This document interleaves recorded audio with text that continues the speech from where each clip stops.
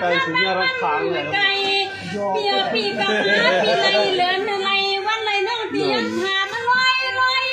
คนดังนั้นในจีบไว้หลวงหนอเปียนะว่าที่สั่งเลยอ่ะเนี่ยก่อนเสียงแคมเป้ว่าที่อย่างว่ามาวันนั้นว่าที่อย่างภาษาว่าคำในความมันก็ทำวันเด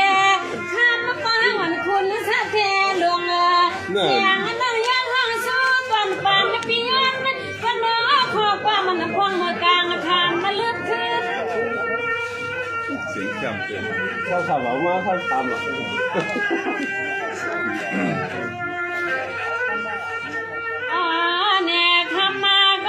เปียสวา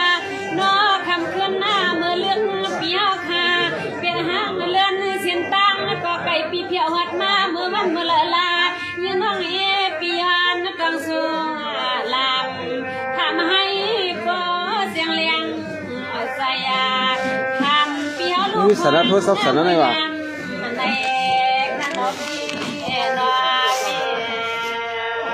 มาวันที่23มา23มือโลดก็มือเป็นมือวันไหนวันมือเดี๋ยวพูดเลยว่าวันมือเขาก็ต่อว่าเนี่ยวันที่สาวสามมาก่อนเนาะปีกละสีก่อนความมาทำมาสวาวเนาะวันนี้ข่าวเช้าก็เป็นเปียจับวันนี้นั่นก็เสียงน้อยยันก็ย้อนอยากให้อย่าเปียกเสียคอถ้าสู้กันเนาะเปียเนาะเนี่ยตาเลย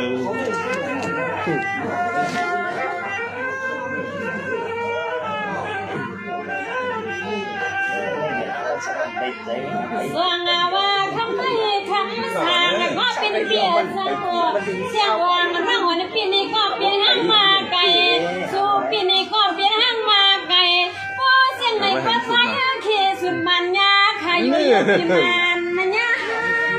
เล่นวันโน่นหลบก็ที่อย่างเราถามเลยปะก็ที่อย่างเราเนี่ยว่านี่คำมาหางลีสวยพาก็เป็นเปียเจ้าเขาก่อนนอนนี่ย้อนกองทำมือใส่ปีเปลี่ยนห้างมาตัวแก่ตัวกำกะคำฮักเกิดทีย้อนอะไรเปลี่ยนน้อยลื่นฮักมือใส่ปีเฮาผู้ขึ้นก็เฮาไอ้นับเปียงใส่โยน่าสุนัขเป็นสามขาเก๊ก็ไม่ได้เอวลงไปเดี๋ยวเกิดแล้วน้ำมันยี่สองขาตั้งหยับนะน้ำมันกาเราเรื่องกาเราเรื่องหยับเนาะตัวหยับแล้วปีว่าเล่นดังเข้าไก่เปียยันมือเสียงมายันเสียงออกนั่งสู่กองว่างเตรียมมาไล่เปียแต่ใส่เมื่อหน้าควันขณะเปียทำไมใครเปลี่ยนหางก็เปลี่ยนขณะเปียเปลี่ยนก็เย้าเปลี่ยนเก้าก็ยาหาผ่าใครมันนับผ่าลายขีดชาก็เป็นเปียซอหาร่างเป็นความมิเนต่างสู่ตรังสู่ปีเดียมาฮักเห็ดนั่นลูนอเปียนอ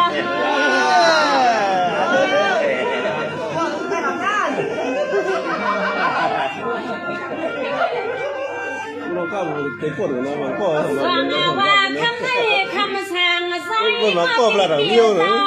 ย้อนนั่นเลยเปลี่ยนให้คางสู่ในกาสู่ปีเปลี่ยนห้างมาสู่เย็บสู่กำต้องเปียเปล่าเฮาขนาดเปียเฮายังเรื่องแบบของผีกันรู้ไม่ได้แบบของผีกัน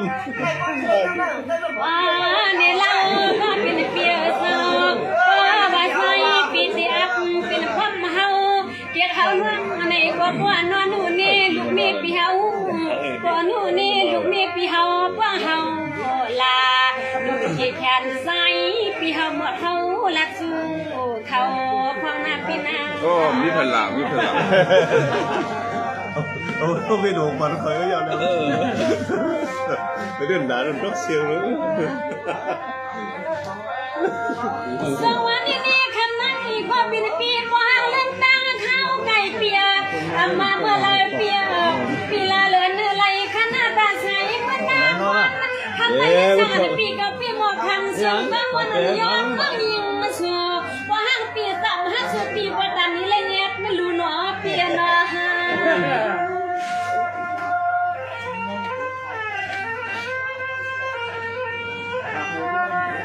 สักครู่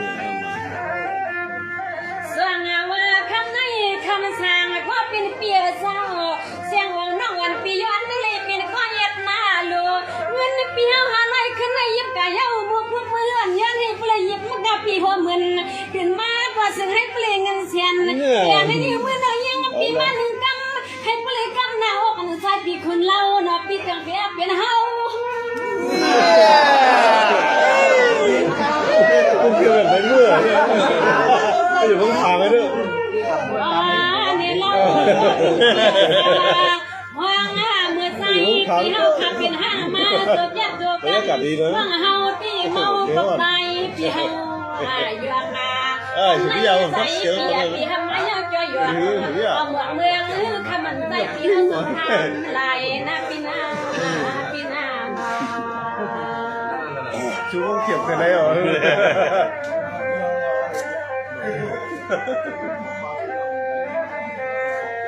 สวัสดีนี่คำไม่ก็เป็นปีพอหาเล่นดังเปียสักอันนี้ปันในสมาปีกำหักที่เสียงของน้องที่เปลี่ยนให้ตัวใหม่ตัวเต็มขนาดเปียแต่หักเปียขอพอหาที่ขึ้นปันมีวันลืมยาคำสางหน้าอ่อนปางคุณหั่งคำงานอย่าปันน้องยังปีเฮาพันเนาะ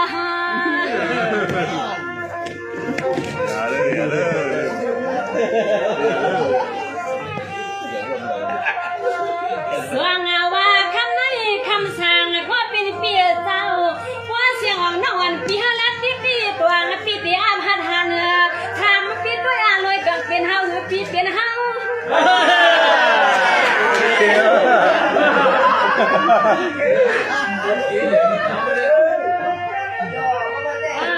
เนี่ยเราก็เป็นเปียเจ้าวางเบอร์เฮาน้องมาเลยครับเฮากันปีเฮา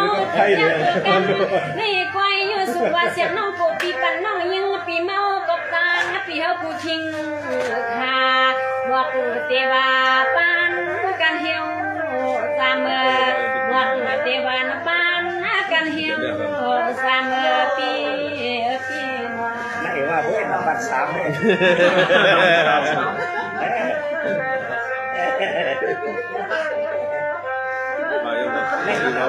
สวัสดีคำนี้ปีกมาถึงวันที่เข้าสามขนมเปีย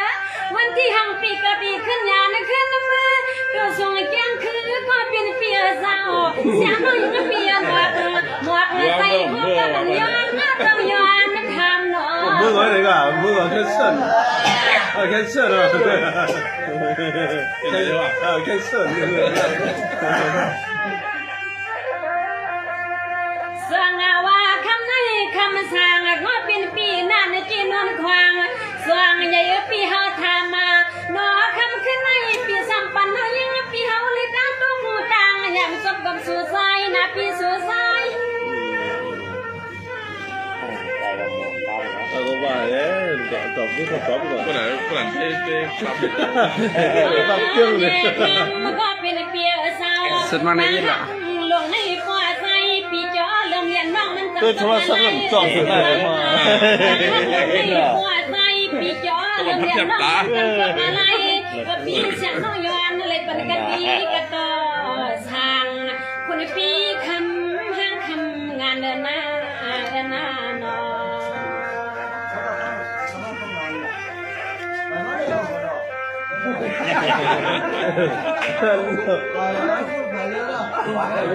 วันนี้ปีเฮาค่ะ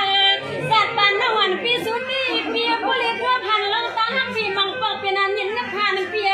วันนวันเปียขาเสียงให้ความเก่ามังปอกคนความมาเก่าคำเล่าคำเป็นปีมันมีความความเงาหนอเปียนอทำไมก็พูดทำไมก็เฮ้ยโคกะส่วนว่าคำนี้คำสั่งหน้าวันปังคนห้างตังแล้วเป็นพี่น้าสุกยับสุกันเหมือนพี่เฮาเย้ากันพี่เฮาหยอกวักใส่ถุงมันก็ละตูสัวหนอสุกยับสุกันก็คำมาเป็นเฮาหนอพี่เป็นเฮา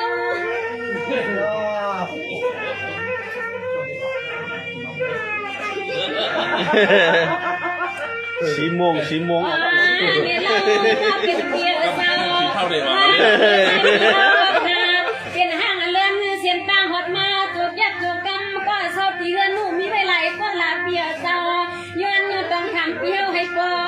ยิ่งคนที่อยากบอกเถอะ พี่มิตรอะไรก็กำ ไหนเราเรียกกันมา ข้างหลังลูกพี่ สูพี่มิตรอะไรก็กำเดียวทาลาปีลาปี มีสูกว่าเร็วก็เอาอ่ะ นี่แน่มาเลี้ยวเลี้ยวมาเลี้ยวมาเลี้ยวมาเลี้ยวมาเลี้ยวไหวเนาะ สวรรค์นี่คำสั่งก็เป็นป้าแล้วตั้งเปียก็รู้ตั้งหลังปีก็มีเป็นชามันก็กำเลียววันตาหน้าอ่อนสุดเตี้ยมไปเลยเป็นมีเหินเขียวนวลข้างเปียอะไรสักสัตย์เดียวคำขึ้นให้ติลิปองติสนุกใจใครหนอสุนอ ใจไม่สารอบอีกใจก็หรอ ที่ว่าที่ว่าก็พอควรเนี่ย เฮ้ยลูกใจบีได้บีไหนไม่สารอบอ่ะลูกใจบีได้บีไหน ว่าคำให้ปีก็ก็ปังมาคำให้ตีว่าไม่อยู่เสียงอ่อนมายังก็กวนเลียวปีเฮามาก็นอกคำให้ไปลูกค่ะสักเฮาปีลีอามขนมปีลีอาม อันนั้นเป็นนิ้วมือเลยนะนิ้วมือนะครับพวกหลายนิ้วมีหลายนิ้วนะพวก10 วันไม่10 วันนิ้วมืออ่ะพวกนิ้วก็ไม่นิ้วไง แล้วถึงเลยอะไรอ่ะนั่น นี่คำก็เป็นเกียรติสนอคำย้ำคำพูดคำฮือคำเมื่อนาเลื่อนหน้าปีนาเลื่อนนาลูกคำให้เกิดปีให้น้องเกิดเสมอความคนสวนมันก็เลยละคำสร้างหน้าบางแล้วปีกว่ามึงโซเลี้ยงใส่ปล่อยวางพาเฮ็ดมันนอมังก็ปีนแต่ละปีสัง อยู่ก็ได้ละอยู่ หวังเมื่อเจ้าหนาวันนั้น ก็อยู่ก็ได้ละ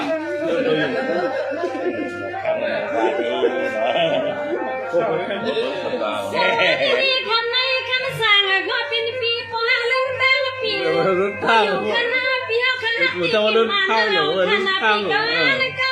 เห็นในห้องเมาสวามปีเฮากูคิงคากันในเสียงนึกตีสังเฮ็ดจึงนึงลอยเบิ่งผักกาคนปีเฮาเขาละเปียนอ มันจะเล่นทางเลยนี่เป็นเรื่องทางไว้แล้วเนี่ยเขื่อนอ่ะ สั่งว่าคนไม่ตัวใส่ผ้าคำสั่งคนปีเสพเป็นสมัยอยู่เขาให้มาบันเอาเขาก็มาเล่นเลยเฮายังกลางเมาขันนอกกลางเมา แต่ที่เห็นเขาเรียกว่าขึ้นมากเลย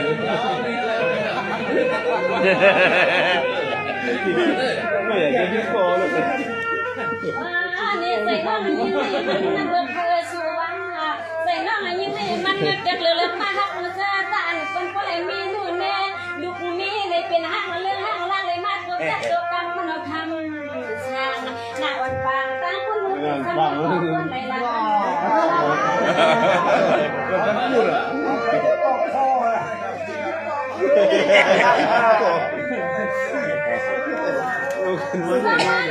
ทำไมคำสั่งเปียกันตาป้าไผ่เสียงของนางสุดที่ปีพุทธิลัดนำมันนำเป็นอันคำใส่เฮาไว้ข้างนอกลัดอำลัดในก็ปีเฮาคำมาบอกมือต้อยขอซอยหน้าอ่อนปังปีเฮานั่งจนเลยนวลนับพันหนอสุนอฮา บอกข้าวมันเกตัวนะบอกข้าวเราก็ได้จริงนะก็ไทยเอาเกตัวผู้ก่อน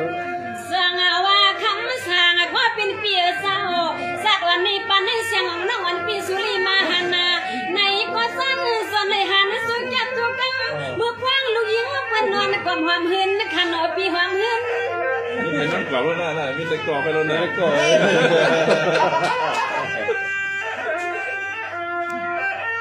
ว่าเนี่ยคำก็เป็นเปียเศร้ามังอาสิเงินนู่นนี่ลูกมีปีปันแค่มาเมื่อวันนี้ใจปีมาแค่สู้ตันปันน้องเสียงน้องยิงห้องปันปีโตวันนี้ก็ละเสียงน้องยิงปีเลยเป็นก็สอลางห่มกวางเตียโปลูกนี้ปีเฮาท่าควงมือคนปีออกเลในก็ใจปีเฮาหลัดปันให้เลี้ยงใส่นะปีนา มาสู่ขึ้นปันเท่าไรเดี๋ยวมีก้นปันอยู่นะ